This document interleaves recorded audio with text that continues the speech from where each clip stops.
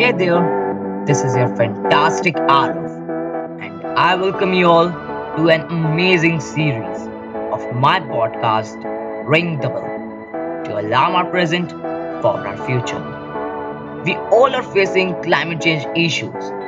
Some acknowledge these issues and some don't. Those who acknowledge these issues try to get the solutions.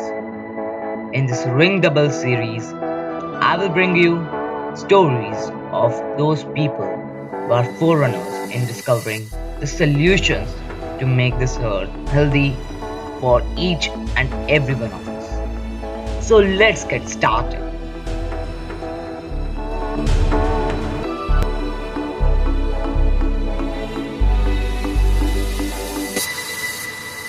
I welcome a remarkable lady from Massachusetts, USA. She is a mother of two teenagers and a climate activist whose exceptional work helps us realize the important role that adults need to play to protect life on Earth, including us, and to pave the way to a better future for the coming generations. Everyone, give it up for public healthcare professional and an amateur nature photographer, Rebecca Woodward. It is a pleasure to have you as a guest on our podcast, ma'am. Hope you are doing fine. Hello, Arav. Thank you so much for the invitation to talk with you today. I am fine. Thank you very much. Thank you, ma'am. Ma'am, our audience is curious to know about you and your climate activism. So it would be an honor for us if you could introduce yourself. I would be happy to. I would like to first state that my comments today are personal and do not necessarily reflect the views of any group or network that I'm associated with. I am Rebecca. I live close to the city of Boston with my husband and two children. My professional background is public health and health services research. I have volunteered in climate action with a climate action group for the past 7 years as a community organizer, public speaker, state leader, and trainer of other volunteers to help people build their activism skills. That organization has been involved in a wide variety of campaigns targeting a range of systemic changes needed to create a faster and more just transition to clean energy. Personally, I'm also keenly interested in communication and outreach about the climate emergency to hopefully inspire others to take action too.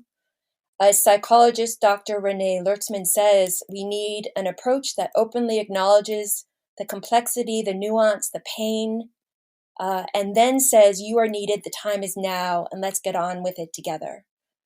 For example, in my tweets, I acknowledge my own grief about the harm underway and coming, even as I try to draw attention to available solutions and help people realize their own power to make a difference. I strongly believe that if people aren't helped to face the climate emergency, which requires a supportive place to bring the emotions that go with it, it will be hard and almost impossible to build the climate movement and the political will needed to act on the scale and with the speed required to keep warming to 1.5, which is what we know we need to do to protect life, including us, especially people in most vulnerable places. Thank you, ma'am, for enlightening about you and your work, which you are doing to lead a healthier society and to make people aware about this climate crisis. Ma'am, what inspired you to be a flag bearer in making a safer society? That's an interesting question. My own real awakening to nature, to the harm underway, and to the threat to life on Earth, including us, didn't really arrive until I was a mother with young kids. Back then, the alarm was very weak and almost non existent in the mainstream media, and it is still, I would say, deeply inadequate now. Then one late night, I came across an article about the Alberta Tar Sands Project in Canada. That project, I don't know if you know it, Arv, it's a colossal destruction of nature over the size of a small US state with giant pools of toxic wastewater in eerie colors and torn up earth that's not fit anymore for humans, animal, or plants. Seeing those photos shook me deeply, and I saw with clarity that fossil fuel industry's greed for profit and for dirty energy, and also the disinformation campaign to distort the facts about the harm of our actions has made us profoundly lose our way. Our pursuit of oil, gas, and coal is causing us to cut off the very branch that we and all of life depend on for our survival. I knew that I needed to get involved. My alarm bells were ringing like crazy. So when I received an invitation to attend a climate action discussion, I went. And that was the start of my own development as an activist. That's when I began to really learn about the power of collective pressure on leaders and systems for the positive changes we need. It is great how someone feels about something and starts acting about it. You are inspiring everyone and me as well. And that's what we all need to do right now. Ma'am, you have participated in many campaigns. So, what do you think we all can do to spread awareness about these issues? Oh, that's such an important question, Arav. I would say that, as renowned climate scientist Katherine Hayhoe has pointed out, one of the primary things we can all do to help address the climate emergency is to talk about it with our own family, friends, colleagues, and neighbors, as, for example, you do so well. Most people still have no real sense of the urgency of this crisis or that life itself, including us, humanity, is at risk. Even among people involved in climate action, I've seen people compartmentalize and only talk about the climate crisis in comfortable spaces with other activists, avoiding bringing it up with their mainstream friends and family. A wise friend once told me that to truly become a mass movement, those of us who are climate alarmed must come out publicly as climate alarmed to help others realize the urgency and to help normalize taking action. The second thing everyone can do, of course, there are many, many ways, right? But the second thing that comes to mind really is to find a climate action group near you. Everyone can look for a climate action group near them. They're all over the world, and sign up to get more involved. There are many different groups, so I won't list out all the names, but probably the best way is to do a Google search to find one near you. And the reason that involvement in a climate action group is so important is that it basically helps grow collective power for systemic change. Unfortunately, we really don't have time to wait for behavioral change at the individual level, which is much slower, although it's also important. Individual efforts to reduce carbon footprints and restore nature are also very important, for they flag to others how strongly we care, and that helps change the social norms. But the collective action in a climate group helps build power and presses our leaders and systems for the changes we need. You have truly said that to aware people, we need to talk with the people and work with them to have a greater outreach. And I think we all need to spread awareness for this cause amongst the people and urge them to make environmental protection a lifestyle, not a once in a lifetime task. Ma'am, what is the difference you are witnessing between the climate conditions in your childhood and the climate conditions of today? Oh, I was fortunate, really fortunate, to have a childhood still under the 350 parts per million of carbon dioxide in the atmosphere, which is considered the safe level, which means a stable climate. We've been over 350 and climbing since about 1990, and that has caused tremendously harmful warming in our air, water, land, which leads to the stronger storms, the melting ice, the rising sea, the less nutritious food. You know the list, Arav, right? It's a long, long list of the harm caused by that warming. It's also contributed to the speeding up of the extinction of many animals and puts us, humanity, at grave risk, which is why we've already seen so much migration of people trying desperately to survive the changing climate. So, unfortunately, even in my lifetime, I've seen profound differences of the harm underway. I think All the parents, all the adults of the today's age have witnessed these differences in the climate conditions.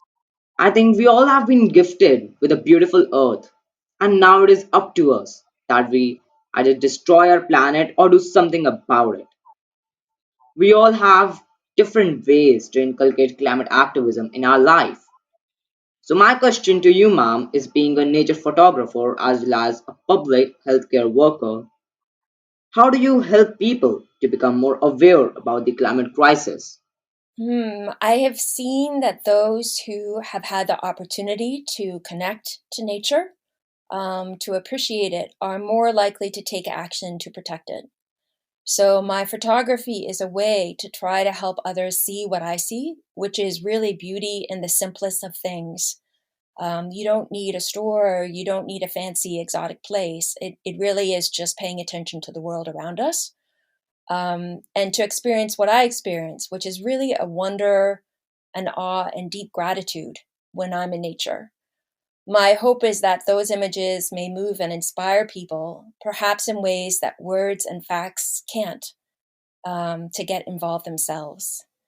Regarding your public health question, public health communication is a really critical tool these days, for it is based on the value of prevention to avoid the worst consequences and higher costs later. So, just as we are struggling, I would say, to learn that COVID collective prevention is far better than COVID consequences, so we have the opportunity on an even bigger scale to see that and to take action for the climate crisis. Also, public health helps people understand that human health really directly depends on the planetary health and biodiversity. Ma'am, you have a real fantastic way to make people see what you see and make them experience what you experience. We all need to find such creative ways to make people aware, not only of the climate crisis, but also for other social, economic, and worldwide issues. Ma'am, why do you think that adults need to play a key role in fighting this climate crisis? Ooh, I have a lot to say on this question, Arav, so I'll try to contain it to a reasonable amount. Really speaking very frankly, if adults, especially parents and grandparents, were truly doing our job, youth climate activism would not have to exist. The fact that youth climate activism is needed and is pretty much the main driver right now of social change should not sit right, as far as I can see, with any adults or parents out there. It's a sign, honestly, of where we're failing. I could say a lot of things about this challenge, the challenge of more adults needing to get involved, but I'll make just a few points for now. One is that it should be our adult burden to solve the climate crisis rather than leaving it to the youth to solve. Two, we actually don't have time to leave it to you all, even if we wanted to, and even if it wasn't morally wrong to do so. The need for dramatic transition off of oil, coal, and gas really needs to primarily happen in the next 5 to 10 years. We need to make really dramatic strides in that in a very short time frame. And we, the adults, are the ones who are in a position to make those changes in this next decade.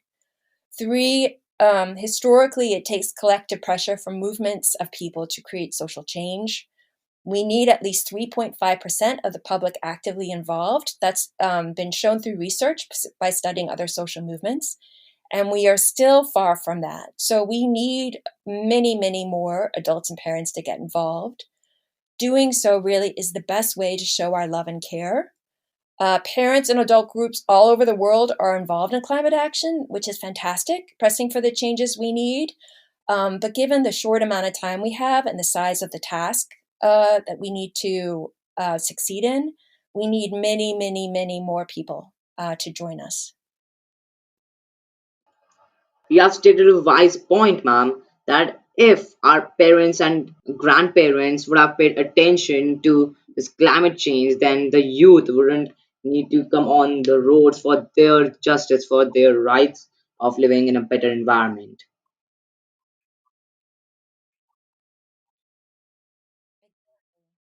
It is really a bliss that But I how think more adults adults are need to to come becoming a as part climate of this activists fight in against climate faster change. pace.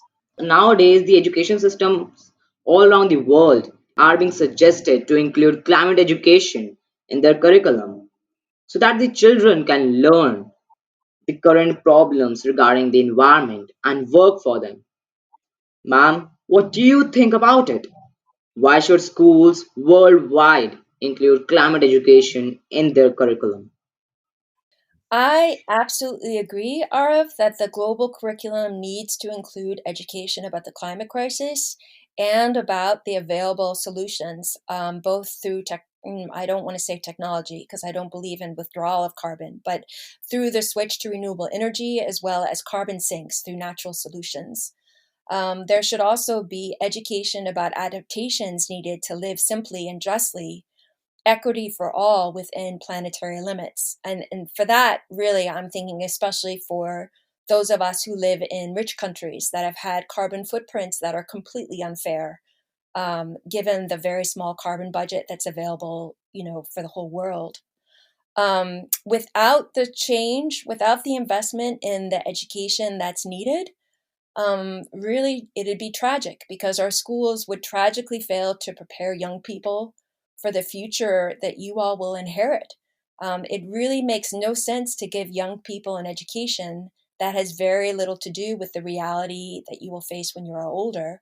And it's absolutely an opportunity for us now to make the investment in education that does prepare you for what's underway and what the world's going to be like when you're older. I completely agree with your perspective on this remarkable concept of climate education, ma'am, because I believe that if the schools itself become the medium to provide knowledge about these issues, then I'm sure we can beat this climate change and this climate crisis in time, which means dramatic actions in the next decade. Ma'am, what message would you like to give to the parents all around the world? Ooh, my message to parents is really an urgent, heartfelt SOS. I know that it's incredibly hard to face the climate emergency and that we wish with all our hearts that it was not true. But facing the truth and really talking about the climate crisis with people in your circles and getting involved in a climate action group near you. And when I say you, of course, Arif, I'm talking to the parents out there who are listening. But it's what we need to do to help our children be safe and have the good lives that we wish for them. We parents are used to thinking about other things, such as our children's education, but really little else we do right now in these next years, in this next decade, will matter if we fail to do what's needed while we still have that chance before it's gone to speed up the transition off of oil, coal, and gas. So I would say to all parents listening, you are absolutely needed. And for every single one of you, your actions absolutely matter. Also, if there are parents out there who are interested in being louder and braver, in doing more to help protect life at this critical time and protect our children's futures and protect the future for all life, really, I would love to find a way for you to be able to get in touch with me because I have a new idea brewing and I'm interested in really connecting with other parents who really see the call that we're facing right now. It is indeed true that the time has come when the adults and the youth stand side by side to protect life, including us. Protecting nature equals to protecting humanity. I will now conclude this episode by quoting that the biggest threat to the planet is that someone else will save it. And ma'am, it was an honor for me to make your views reach out to the audience on why parents are needed to press for urgent climate action. Thank you, ma'am, for being with us. Hope you would continue to inspire more parents to get involved in a climate action group near them today. Thank you so much for this opportunity. It was my pleasure and honor to talk to you. I appreciate it. Thanks a lot.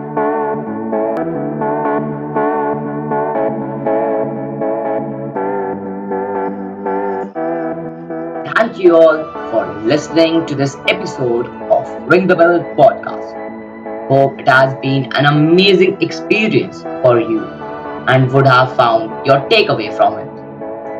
I feel nothing is perfect, but we should keep trying to make things perfect. So, if you feel I should add more sugar or salt to my podcast, do drop in your suggestions at rofsaid888 at the rate gmail.com. Till then, hasta luego.